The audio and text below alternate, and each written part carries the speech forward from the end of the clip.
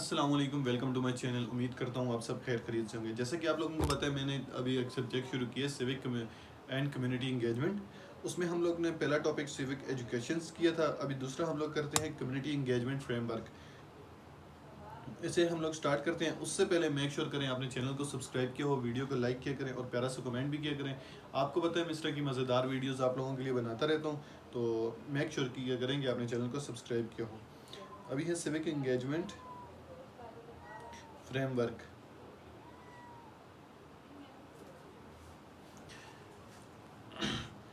Civic engagement framework क्या होता है?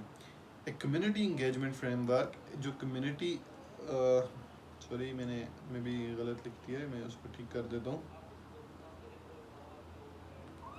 कहाँ था मैं? हाँ, ठीक ही जा रहा हूँ। ठीक है। कम्युनिटी इंगेजमेंट फ्रेमवर्क जो है वो ये है कि हमारे पास एक community engagement framework is a structured approach to engage with the communities. जो कम्युनिटी इंगेजमेंट फ्रेमवर्क है वो एक हमारे पास स्ट्रक्चर अप्रोच है जिसके ज़रिए हम इंगेज करते हैं कम्युनिटीज़ के साथ। प्रमोट पार्टिसिपेशन प्रमोट करते हैं पार्टिसिपेशन को एंड बिल्डिंग रिलेशनशिप और अपने आपस में रिलेशनशिप बनाते हैं। फिर उसके कुछ की कंपोनेंट उसका ओवरव्यू है, वो ये है कि की कंपोनेंट पहला ये है कि वो है कम्युनिटी असेसमेंट।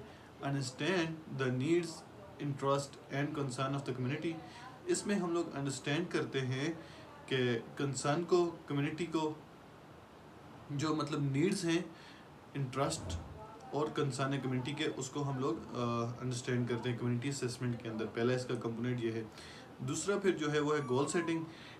गोल सेटिंग में क्या होता है? Defining clear goals and objective for a community engagement. Define करते हैं क्लियर गोल्स को और ऑब्जेक्टिव को, किसके लिए? कम्युनिटी इंगेजमेंट के लिए। फिर है स्टेक होल्डर आइडेंटिफिकेशन।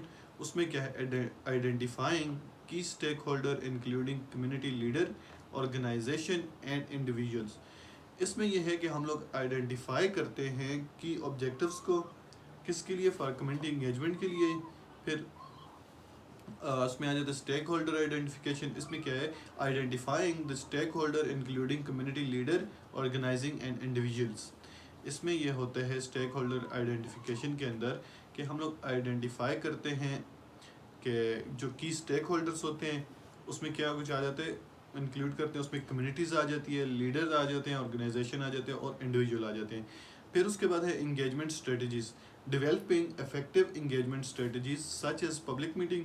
डिवेलप करते हैं इफेक्टिव इंगेजमेंट स्ट्रेटजीज को, जैसे कि पब्लिक मीटिंग को, सर्वेस को एंड सोशल मीडिया आउटरीच। फिर अगला जो है evolution and feedback. Evoluting the effectiveness of the community. Evolute करते हैं जो इफेक्टिवनेस होती है कम्युनिटी को, इंगेजमेंट एफर्ट्स को और and incorporating feedback from the community. फिर आ जाते हैं इसके बेनिफिट्स की तरफ। बेनिफिट्स इसका क्या है? पहला है इंक्रीज पार्टिसिपेशन।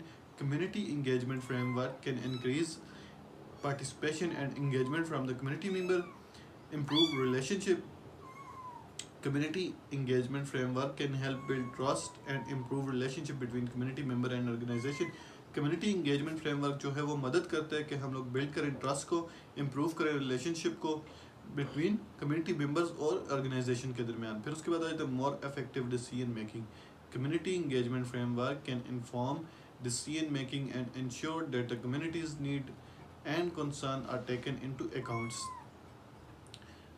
फिर आ जाते हैं उसके बेस्ट प्रैक्टिसेस की तरफ। पहला है inclusive and accessible. Ensuring that the community engagement efforts are inclusive and accessible to the all community member. Transparent. दूसरा इसका जो है वो है कि ट्रांसपेरेंट एंड अकाउंटेबल।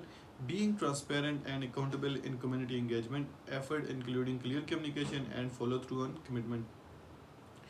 बेसिकली जो है कम्युनिटी इंगेजमेंट फ्रेमवर्क वो एक स्ट्रक्चर्ड अप्रोच है जिसके ज़रिए हम लोग इंगेज करते हैं कम्युनिटीज़ के साथ, प्रमोट करते हैं पार्टिसिपेशन को और बिल्ड करते हैं रिलेशनशिप। तो ये एक कम्युनिटी इंगेजमेंट फ्रेमवर्क आ जाता है हमारे पास। एक स्ट्रक्चर जिस तरह मैंने आपको बताया अप्रोच है जिसके ज़रिए हम लोग कम्युनिटीज़ के साथ इंगेज करते हैं, प्रमोट करते हैं पार्टिसिपेशन को। फिर उसके की कंपोनेंट्स थे।